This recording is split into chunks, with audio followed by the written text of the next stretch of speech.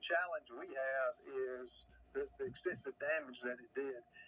Steve, it just didn't blow trees down. It took entire houses down. It took infrastructure with roadways, bridges came out. And the big problem we have is winter is coming in the mountains. This is going to be a 2, 3, 4-year project to replace the infrastructure that allows people to go back and forth to their homes, much less to come down from the mountains. So that's one of our major problems. Another major problem is the Biden administration and the low response. They came out a week after it happened. Kamala Harris came longer than that, a week and a half. All they were doing was a photo op. The third option, directly under their control, is a massive amount of spending that has nothing to do with what FEMA was intended to do. How does $110 million in FEMA funds that went to the emergency management shelter to assist migrants? How does $104 million in FEMA funds go to New York City for asylum seekers? How does $20 million in FEMA funds go to build a migrant welcome center in San Diego, California? The list goes on and on. And this administration has left America desperate. Those who have been affected by the hurricane, and it's like they don't care. They're siding with giving money we don't have and depleting the FEMA funds that it was not intended to go to other groups and other nations to do things when we ought to be taking care of America. Congressman, lawmakers, as you mentioned, you're one of them, have warned that FEMA funding is now running low. While maybe sufficient for now, may not last through hurricane season. How are you seeing the impact of these funds that have been depleted? And has there been adequate disaster relief support up until this point? No, it has not been.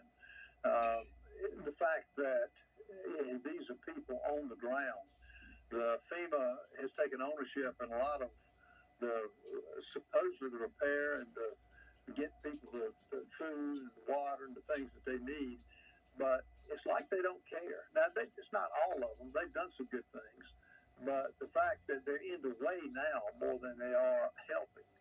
And, I was glad to sign on to Nancy Mace's bill, which took funding, took any leftover money or unobligated balances that should have gone for disaster relief to make sure that goes to disaster relief instead of sheltering migrants who are illegally here in the first place. Congressman, there's talk of members of Congress having to return to D.C. for an early session to approve additional funding. Do you see this as a possibility, and will there be ways to protect some of that money from going to places that it should not have to go? Well, the Biden administration is lawless, to be honest with you, in what they're doing. They do a lot of things through executive order. The House of Representatives controls the purse strings, and they're just bypassing that. They did that with the student loan bailout in order to get votes, in my opinion. So it's up to them, but the American people are outraged, particularly those that have seen the ravages of what this hurricane did. So, yes, I'd be willing to come back to D.C. Hurricane Helene's devastation has also disrupted voting preparations in several states, including the key battleground state of North Carolina and Georgia. Will there be a way for residents, and mind you, not that it should matter, but this is predominantly Trump country, if you will, that was devastated. A lot of Trump voters in those areas. Will there be a way for those residents to safely register and cast their votes next month?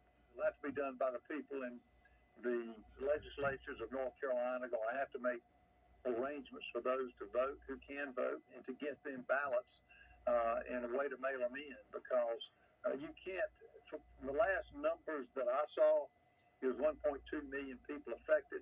They cannot be disenfranchised from voting because of a storm that, through no fault of their own, they're victims to. South Carolina Congressman Ralph Norman, really appreciate you joining us. Thank you. My pleasure.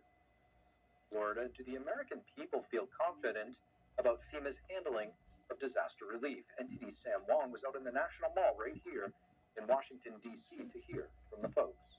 Are you confident in the government's ability to handle this upcoming disaster? Oh, absolutely. No, the biggest problem that they are facing right now, though, is Where Milton is coming in is in Florida, and they're dealing with a governor that does not want to deal with this president. So I don't think they're prepared to fix another hurricane, especially with the size and the path that's going to go across Florida. No, I think it's going to take time, and it might be a little too late once they get kind of down the road and they're not reacting quick enough for it. I feel like our government is still battling over things that they should have solved years ago. They're ready to go and do what they need to do. They always have been, in the situation Yeah. as it is. Yeah, The can't do it when they ability ain't got to no get money. to the aid to the people. So FEMA is facing a lot of pressure right now. There are reports saying that there is potentially mismanaging of funds, and then now they're running out of money. Does this impact your confidence in the agency's ability to provide timely relief?